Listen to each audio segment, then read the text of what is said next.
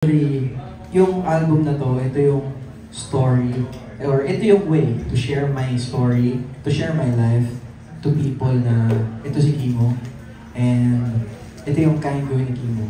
And ayun, I'm here, yun lang, tulad lang lagi ko sinasabi, I'm here because of love, and to be an instrument of love.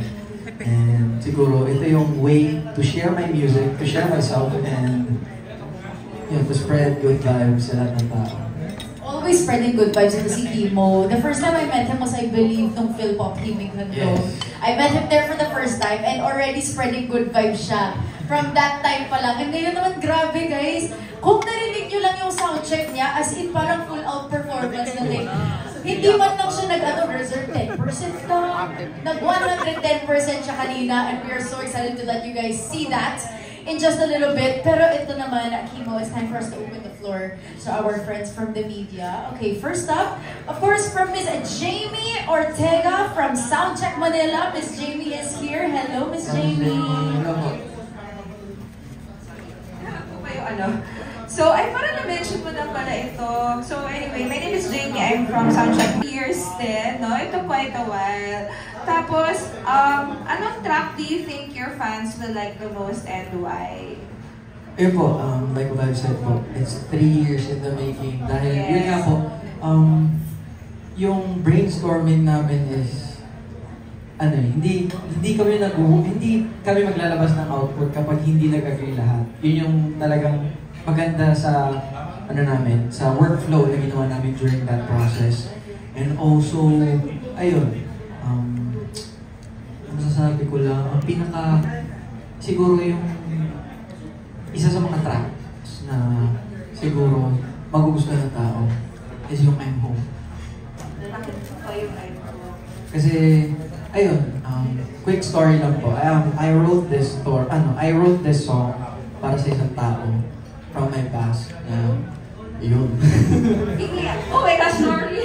Ayun, hindi mo ko iyak. I just wanna share this story dahil yun nga, tayong tao, we are all here to love. And ayun, yung song na yun siguro, yun yung song na magsasabi na nagmahal ako ng ganun. And gusto ko i-share sa inyo lahat na we are capable of loving like that. Oh my gosh. Sobrang very intriguing. Sige, thank you so much and congrats. Thank you, bro. Thank you so much, Miss Jamie. Oh my gosh, Kimo, i-share mo naman yung love story na yun. Kailan pa yun? Ilang years na yun? Ayun, since yung album is 3 years ago, 3 years din. 3 years ago din. Way back bago pa mag-Idol Philippines. Nasulat ko na yung kantang yun. And ayun, nasama siya doon. And ayun, masabi ko lang na masaya ako. And yun naman yung promise ko talaga sa taong yun, na kahit anong mangyari, kahit iba na yung landas na dinadaanan natin or mag-cross man yung paths natin, i-publish ko tong kantang to. Kasi yun nga, parang sabi ko is, yun yung time na kaya ko palang mag-love ng ganun ka-pure. And yun, because of that song, because of that person, I wrote that song. Gusto ko malaman, Kimo, wow, chika minute, the buzz. Pastok, narinig na ba niya yung final output ng song? Narinig niya na. What? Way back pa. Ay, way back pa. Oh. Pero hindi yung version ngayon. Oo. Oh. Kasi iniba ko talaga. Talaga? Oh, yeah. Okay, mamaya maririnig natin yan live na live. So excited, Kimo. Thank you for sharing that. Okay, ito naman, we have questions from Jeffrey Perdon from Showbiz Online Portal. Sir Jeffrey, are you here? Yes? Ay, wala? Okay. Sir Jeffrey wanted me to ask you, how does this album reflect your journey since winning Idol Philippines Season 2? Ayun, siguro itong album na to, like what I've said na, I'm here to inspire other people kahit sa mga maliliit na paraan. And yun, may nabasa kasi ako na to inspire is the greatest human act. And doon ako nanggagaling na, yun nga, dahil public person tayo, public personality, na pwede natin i-share yung mga, mga stories natin na malaya. yung album na yun is, yun din yung dahilan or yun yung resulta ng pagkapanalo ko sa Idol Philippines. And actually, kahapon yung anniversary ng pagkapanalo ko ng Idol Philippines. And yun din, parang blessing in disguise din na itong date na to, nangyari yung album launch. And ayun, I'm grateful pa rin kahit matagal na nangyari. And nandito pa rin ako to share my stories, to share my life, to share kung ano pa yung pwede kong share sa maraming tao dahil marami pa akong kantang ginawa, marami pa akong kantang isusulat, and sana makinig kayo. Grabe, saktong-sakto, anniversary ng From Winning Idol Philippines, and ngayon naman magiging anniversary rin niya yung album launch na to. I love it! So exciting! And I'm so excited for you, Kimo. Congratulations! Thank you. Okay, ito, last question from Sir Jeffrey. What are your dreams or goals as an artist moving forward after this album launch? Ayun, isa lang man talaga ang goal ko this year kasi dalawa dapat. Nangyari siya last year, which is yung concert ko last year, yung first solo concert ko. And isa lang talaga yung goal ko this year, nagkaroon ng hit song. Oh. Hindi man sa akin manggagaling. Kasi I write also songs for other artists din. So, ayun, abangan nyo din yun, yung mga nasulat kong kanta with other artists. Yun lang, isa lang talaga ang goal ko this year, magkaroon ng hit song. Tapos na ako. And the rest will, siguro 6 segundahan na lang ng iba yan kapag nagka-hit song ako. Yes, makikita natin yan sa Top Hits Philippines, Hot Hits Amen. Philippines on Spotify, di ba? I love it. Thank you so much, Sir Jeffrey Perdon, for those questions. Ganyan naman, Kimo, I'm sure, sino dito yung mga, I guess, familiar with Kimo or gusto pa malaman more about Kimo? Ako personally, I wanna know more about Kimo. Oh yes, exactly. Okay, kaya naman, Kimo, let's have a quick trivia. Give us 3 words that would describe you as a person, tapos 3 words to describe you as an artist. Siguro 3 words. Ikaw muna, as a person. As a person. Sino si Kimo as a person? Lively, Lively. adventurous, Ooh. cute. Yes, cute! Claim it! I love it! Very true! Super cute ni Kimo. Agree tayo, di ba? That's Diner. Yes! Okay, as an artist naman. As an artist, trailblazer. And adventurous. And faithful. Dahil yun nga, pag hindi ka naging faithful sa craft mo, mawawala ka eh.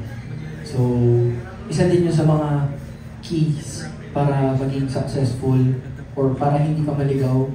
Yun ang isa sa mga dahilan kung bakit nag-stop yung ibang artist or nade-discourage dahil hindi sila faithful sa ginagawa nila. They like to copy other people, which is not a good thing. Copying is not bad din. Kasi yun nga, kaming mga artist, mga artist tayo, resulta lang rin tayo ng inspirasyon mula sa ibang tao. So, copying is not good and copying is not bad din. And so, ayun, maging faithful ka lang sa craft mo and magre-resulta yun sa maganda. Kimo, you mentioned na adventurous ka as an artist. I wanna know, ano pa ang genre na gusto mo i-explore as Kimo? As Kimo? Kasi po, ito, quick background lang din po. Galing po ako sa classical background. So, nung college ako, galing ako sa isang choral group, competing choral group. Actually, nung college ako, 3 choral group sinalihan ko para mas ma-hone pa yung singing style ko, at saka doon ko rin na-discover pa yung mga iba't ibang genres. So siguro, yun nga, tulad din ng album ko, na hindi ko in-isolate yung sarili ko sa isang genre lang, kung maririnig nyo siya. And yun din yung agreement namin ni Sir Jonathan na huwag namin i-isolate yung tracks sa isang box lang. Kung ano lumabas nung time na yun, yun na yun. And huwag nang babaguhin kung ano man. And ayun, maganda naman. Yes, I'm so excited to hear it all again, live na live mamaya. We have a quick surprise for our friends from the media, but before that, of course, my next question comes about the album, or is about the album. I want to know, ano yung pinakamahirap na to write for you, and also siguro yung easiest to write for you? sa songs mo? Yun, hardest track na masasabi ko na nahirapan talaga ako or na-challenge kami ni Sir Jonathan, ni Sir Rox, at ni Jeremy that time is yung nasunog. Kasi personal experience din siya eh. Okay. And ayun, yun nga, tulad nga na sabi ko sa'yo na yung someone na yun, nasulat ko yung I'm Home. Siya din yung dahilan ko bakit nasulat ko yung nasunog. Siya rin yung dahilan, and ayun, isa rin yung sa mga mahirap isulat kasi you have to narrate yung story or you have to simplify kung ano man yung yung story na shinare mo. And si Sir Jonathan yung susi noong time na yun na mas mapaganda pa yung track na yun.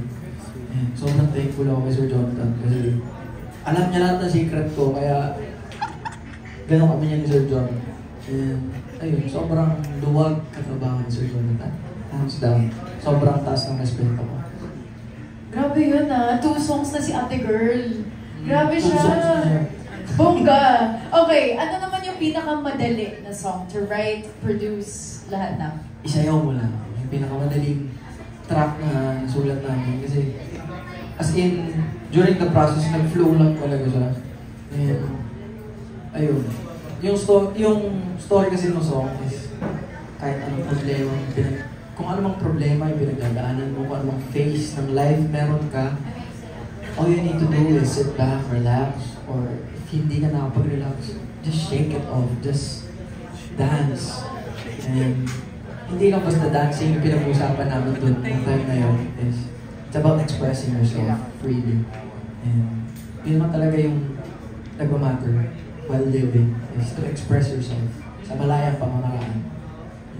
Bongga. And since nabi mo nga, isayaw mo lang, yes, isayaw mo lang, we have a very special surprise for all our friends from the media, right? Kimo, ano ba ang i-represent natin sa kanila? Ako marami. Ay! And, Ano? Are you excited? Gusto mo ikaw nilang mag-introduce? Oo, Go! Be in the... Oo guys. Ikaw na mag-introduce! Moment mo to, Kimo. Go! Ladies and gentlemen, the music video of Isayaw Mo. Yes! That's all much good. Kimo, AI ba yung kambing? Hindi po. Totoo siya. Totoo siya, and during shoot, nakita namin siya naglalakad. Hinawakan ko siya. Sabi ko, tara, sama na natin sa music video to. Parang siya na yung naging star, pati sa start ng music video, siya nakaagad. Tulad naman siya, ano niya yun, parang tatay niya ata yung malaking kambing doon. Tapos lumapit sa amin yung baby ng kambing. Tapos dinala na namin.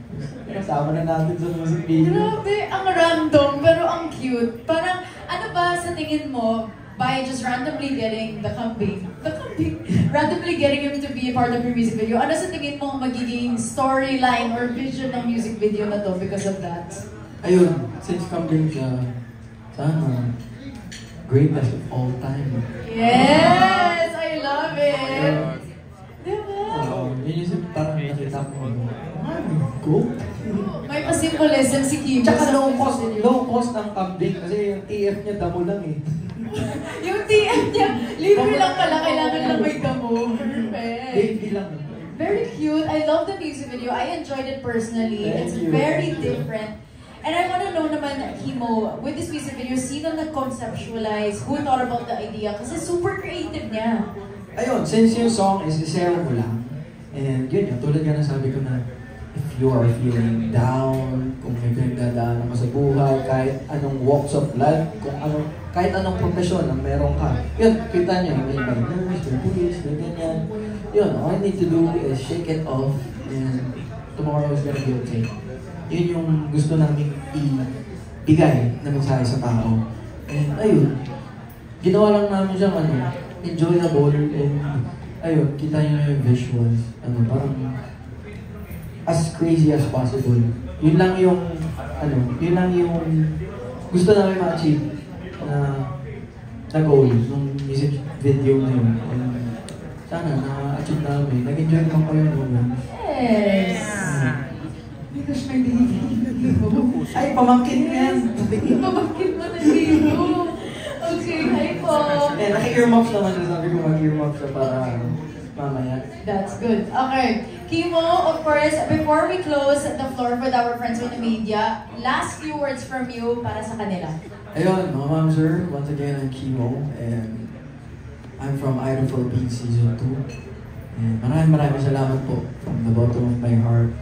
From Idol Philippines up until now. 3 taon na po ang nakakalipas, and I'm still here, performing, sharing my life, sharing my story, and sharing my music to all of you. And pagbubutihan ko po. And I'm here once again to be an instrument of love and to share my love sa inyo lahat. Maraming salamat po. Friends from the media, family, once again, this is Kimo. Don't forget to stream, of course, Kimo's debut album out on all digital streaming platforms now. We are so excited. And guys, please stick around kasi meron po tayong mga performances, of course, with the friends of Kimo. At syempre, yung set ni Kimo rin, again, grabe guys, ma-amaze kayo ng sobra. Kung kanina yung soundcheck niya 110%, siguro magiging 325% yung performance niya. I'm so excited. Thank you so much. Palapakan po natin to. Let Kimo!